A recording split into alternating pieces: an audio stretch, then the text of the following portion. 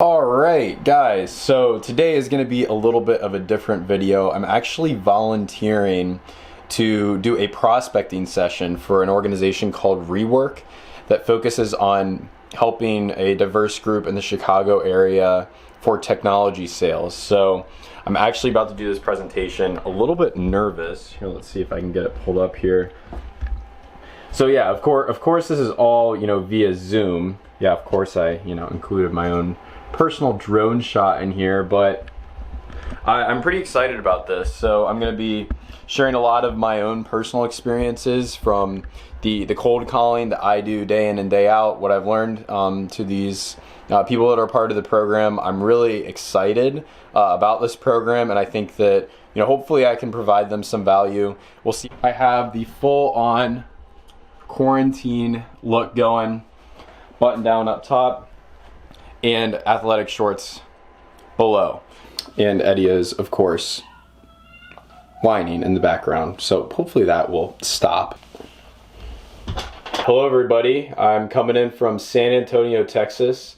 I work for a company in the Washington, D.C. area called Model B. We're a digital advertising agency, and I'm a BDR, business development rep, and I'm going to be showing prospecting today and giving a lot of personal examples that I've come across in this area.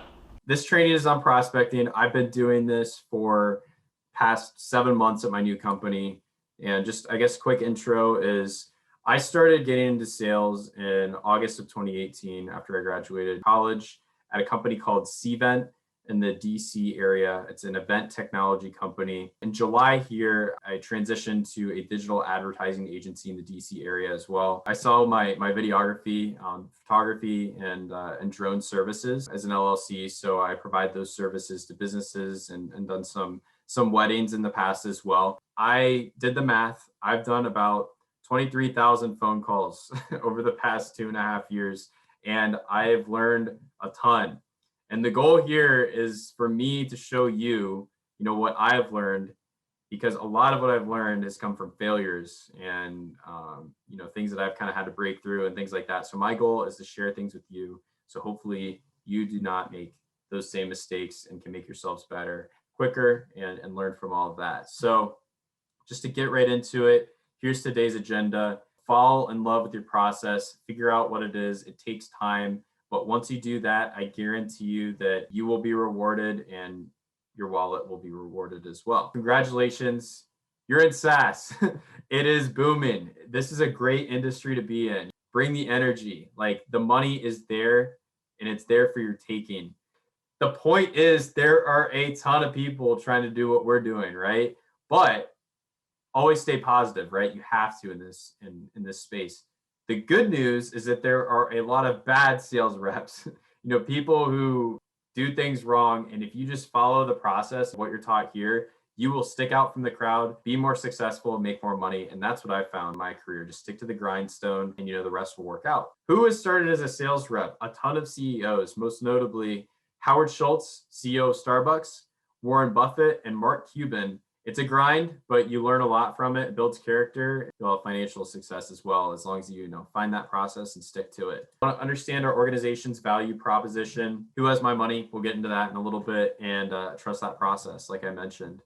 And when you're thinking about the prospects, put yourself in their shoes. If you were them, what would make you talk to yourself? Think about that a little. If it doesn't fit with what they're trying to do, probably won't be of value. Understand the value proposition. Like I mentioned, I used to work for an event technology company called Cvent. Who is Cvent targeting with this message? That's our number one goal, is to target people who plan events and meetings. But beyond that, not every company has a meeting or event planner. So the point I'm trying to put across here is it could be different people in different organizations, right? So here, if there's no event planner, it could be the chief marketing officer. It could be even CFO. Smaller organizations, it could be the CEO. But what we're trying to do is connect with people who would use the product, people who have money, or people who know people with money. Business is business, right? Whether it's technology, whether you're selling, I don't know, pizzas, bikes, cars, whatever it is, there's an opportunity for you. You follow a process and you're really good at it. An example of this is there's a sales rep that I used to work with back at Cvent. He had a lot of past experience in sales and he was really good at it. He joined Cvent, and guess what? He did the best. He closed the most business, everything, because He was just very personable, knew how the sales process worked, and just followed it. So who has my money? Let's just be, blunt with it. Grant Cardone, what a guy. I would say that I'm a fan of him probably 50% of the time. I would not agree with all the things he says. If anybody's seen the show Undercover Billionaire, I would encourage you to watch it. And one thing that he asks when he first gets on that show is, who has my money? It's a good thing to think about when we're prospecting, right? So when you're building those lists, you don't want to put somebody on a list who doesn't have money. They're not going to make you money. Who has my money? Who am I going to call that has the money that I'm going to get in my bank account? That's just something I like to think about here. Aside from the obvious things, who's the name? What's the name of the person I'm going to, reach out to? What's their organization? Think of different things, email, phone number, cell number, LinkedIn, everything you can, whatever you can get to get a response from these people. That's what you want to include in here. For me, when I'm thinking about this, I always segment things out into different verticals. So whether it be SaaS, legal, or e-commerce, or trade associations, things like that, I segment those out when I'm prospecting. So I'm going to prospect, 20 legal accounts. I'm going to prospect 20 trade association accounts. And then I do the same thing when I call. So I call all the same vertical at the same time. And another thing to think about when you are prospecting, I would totally encourage you to do this. Like I said, all the things that I'm saying, I'm only telling you because I've done them in the past. What time zone are they in? I've probably woken up at least 10 people in California at 5 a.m. because I didn't know that they were in California, and I just called them. And I've gotten cussed out on the phone. I've this, that, and the other. I've done everything. If you want embarrassing stories, I'm here to tell you. Put in the time zone. If they're in California, don't call them until later in the morning or the afternoon, because you'll be wasting your time. You'll call them at 5 a.m. and you might piss them off. My first day when I got to my new company, I had to prospect the whole book of business. I was like, who has my money? Well, I'm going to look up on Google the top trade associations with the most amount of money. So that's where I started from there. Different types of people that you'll come across. I don't know if you've heard of them. The gatekeeper, become friends with them, because they will get you to the next person who's going to be the decision maker who has your money. Actually, become friends with everybody. Like, sometimes it sucks. Like, sometimes people will be rude to you, whatever. Cool. Have a great day. Whatever. Just move on. Just be like the nicest person possible. Champions. Champions are somebody who, might not be using the tool, might not be directly correlated to it, but, they know somebody with the money. I called somebody with one of the orgs that we're prospecting right now. I called her on her cell phone. Yeah, what happened is we showed her the product, and then she was like, hey, thanks for the time. I really think that we could use this. And she brought it to their decision makers, and now we're in conversations with their decision makers. Always be nice to everybody. Product user, that would be the event planner. The decision maker, the person who's going to sign the contract, and then the CEO. You might run into a situation where it's a lot of different players in it, and you're going to have to convince several different people. So, little story that I wanted to bring up here. So this is a deal that came through with us at my current company last year. And I wanted to ask the group, can somebody guess how many people do you think it usually takes in an organization to bring a product in to get a deal closed? So the average from the Challenger sales model is 7. With this example right here, it was 3. So I called this woman on her cell phone. She was like, why are you calling me? I'm like, well, we have this service, and I think we can help you out. Well, it turns out they actually were looking for this. So we got her in a meeting, and we also got her colleague in the meeting. Get in the meeting. After the whole meeting is done, they both said, I'm the decision maker. I'm the decision maker. At the end of the call, she was like, hey, Matt, listen, I'm the decision maker. We're like, okay, whatever. So, we go in, we're like messaging back and forth, like, who do we really think the decision maker is? We're taking bets on both of them. Like, I said her, my colleague said him, whatever. Well, it turns out we signed the deal, we signed the contract. It wasn't either of them. Somebody else in the organization signed the paper.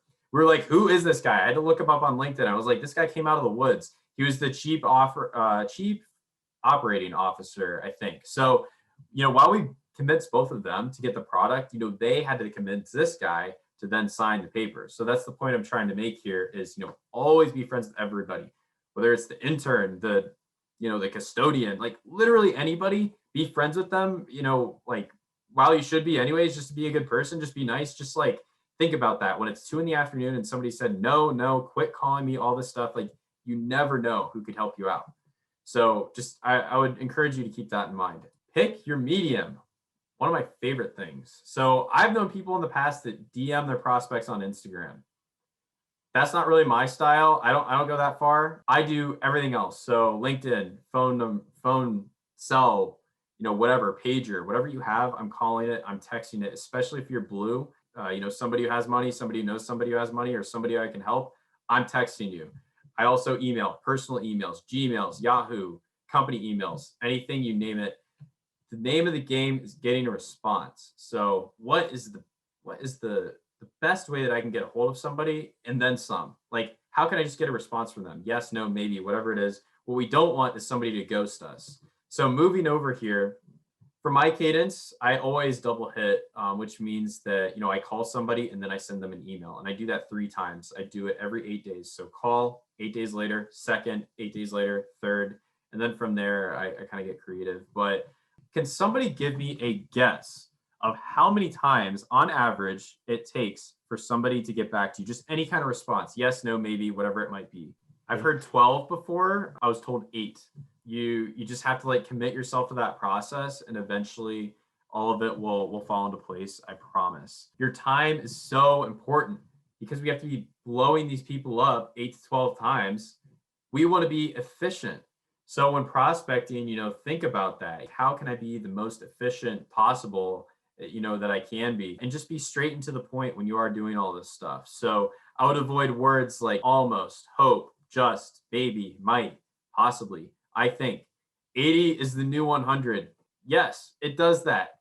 And we're really good at that. You can get somebody into a meeting and you think that this could really help them, like just be confident in yourself and just be as efficient as possible, because the faster that you can disqualify somebody and not call them again, the faster you can get to somebody who could actually, use your product. I'm reaching out to SaaS companies with this. And the other point I wanted to make was that I did put the time zone in here, because when you're trying to book a meeting, if somebody's on California, you always want to put yourself in their shoes. Like I had mentioned, like if you're somebody and some sales guy is reaching out to you, it's like the last thing that I want to do is do the math on where he's located, what my time zone is and whatever that is. Like just give them, here are the times like on your calendar that would work for us. As I had mentioned, I divvy up different types of organizations, whether that be SaaS, legal, e-commerce, whatever that might be, with personas like the CMO, CEO, user, decision maker. I send this email to everybody. So that's kind of like the give and take in relationship that I would say, with this whole entire process, is that like you want to be personalized with it, but you don't want to spend like an hour on it. And this is the email that I get the most responses to. A lot of times people are like, Matt, quit calling me. And I'm like, all right, fine. Yeah, well, I'll call somebody else. Like I said, give and take with email, personalized, but not too personalized to the vertical. Why are you reaching out to them? Hey, it's me again. That's just like not the best way to go about things. Bring something of value to people. I would try and encourage you to like, put yourself in their shoes, see what you can do. And then, it'll pay off. Sometimes it does take that third hit, but try not to sell on the first call. Whenever I find somebody's problem, I'm like, yes, what is your problem? Let's expand on that. Tell me about your life problems, like everything. Because then from there, I can go and say, hey, here's how what we have solves your problem. And that's a great way to think about things in a more consultative way, I would say. Something that somebody once told me was, as a SDR, BDR, you are a therapist. You want to get all that pain out of people. You'll be surprised. People love talking about their problems, and then you can just kind of insert what you're selling to them. Think of yourself like as a problem solver, or that's at least what I like to try and do. So LinkedIn, everybody has a LinkedIn now, and everybody thinks that they are some sales guru on LinkedIn. It's good and it's bad. I would say really think about LinkedIn just as you would connecting with people in person. Make it personal, but not like, too personal. Whenever I get off the phone with somebody, even if they were like, hey, Matt, quit calling me. Like I've done this before, or more importantly, if they're like, hey, call me later, like I'm connecting with them on LinkedIn. I'm like, hey, thank you for the time. I was hoping that we could connect to stay in touch. Straight to the point, nice. Like, hey, if you ever need me again, if you ever need our product, like here I am. I would focus on building those relationships on LinkedIn. And then the beautiful thing about LinkedIn is that once you're connected with somebody, as you probably all know this, like you can see what they've liked, what they comment on and stuff. And you're like, oh, cool. Like this is what they're involved in. This is something that I think encompasses all my passions into one photo. And you better believe that I have used every single one of these things on the calls with people if it gets them to talk more. One thing I mentioned, we're in the game of getting responses. We're also in the game of getting people to talk about their pains, talk about everything that they're going through. And if you can get them to talk, you better believe that they'll start talking about their problems, and then you can sell to them or get them to a meeting. Whatever it takes, like if somebody's like, yes, no, yes, just like get excited, get energized, like get them to talk, because it does take a while to get in contact with somebody. And if there is opportunity there, just get them to talk, get them to talk about their problems, and just try and be yourself. So you might be asking, Matt, my manager, they say that I need to make 50 phone calls a day, set X amount of meetings. When the heck am I going to find the time to find all these phone numbers, emails, text calls, Instagram handles, however I'm going to reach out to these people? In the morning for me. This is just how I like to do it. Currently, you guys are going to think I'm crazy. I get up at 5 a.m. every morning. And I'm not going to act like I work for 14 hours a day, but I have a process. So I get up at 5 a.m., answer emails, prospect, then I go to the gym, then I come back, and I go in spurts. But this is when I like to prospect people, or hunt, as people say. And one thing that I wanted to say, is if you can really get ahead of the game here, you can be a lot more proactive in this role rather than reactive. Once you prospect all these people and get to that point, I only prospect on Mondays now because I built, a funnel at this point. This is what I would say is, one of the most motivating things for me is freedom, right? He's not a sales guy, I'll say that, but he's a former Navy SEAL, and he talks a lot about, process to your day. Discipline equals freedom is his tagline. This is just somebody I like to listen to. I wanted to give examples, from my life and everything, but I'm telling you, if you just stick to the process, fall in love with your process, figure out what works for you. Gym in the morning, gym in the evening. I eat now, I eat later. I have coffee at this time. I'm going to do this many accounts, and then I'm going to go get coffee. I'll reward myself. Whatever it takes, just do it, figure it out, and then I guarantee you that you will have more freedom. Because the beauty of this role is nobody's ever going to tell you like, hey, you set way too many meetings. The sky's the limit. People become CEOs from becoming sales rep. It's a grind. It takes grit. But once you get to that moment in that relationship building more so, like follow-up mode, like things like that, I guarantee you will feel more free, in your role and in your life. If your manager says, hey, look, if you want to be successful at this, make X amount of calls per day, X amount of emails, just do it. And the rest will fall into place. I guarantee it. Something that I would encourage you all to do is just like get excited, like get hype, like, whatever it takes. Like, is there something that you want in your future that you want to buy with this money once you hit your quota? Is there some, some loan or some debt that you want to pay off? Like, whatever it takes. Like, you're not going to be motivated. Like, yes, I want to go look up somebody's cell number at 5:30 in the morning. It's like, no, I'm doing this so that I can buy a car at this time. Like, get excited, get into it. For me, I put these humongous headphones on in the morning. I'm listening to this playlist on Spotify, and I'm like, man, I'm going to bang out X amount of phone numbers, and then I'm going to go to the gym, and then I'm going to call people, and then I'm going to get a paycheck, and then I'm going to, get whatever I want. Whatever it takes, get excited and just like get into it. And I guarantee your life the role will just be a lot more fun, and you'll see the benefits from it. In addition, I had mentioned that there are some people that I like to listen to. Undercover Billionaire, awesome show. While it's for entrepreneurs, and I'm an entrepreneur myself, I would argue that sales is entrepreneurship. You create your own destiny. Like, that's the most exciting thing about it, right? So I practice what I preach. Email me, text me, call me, anything you want. I hope this was of value to you. And any questions, shout them out.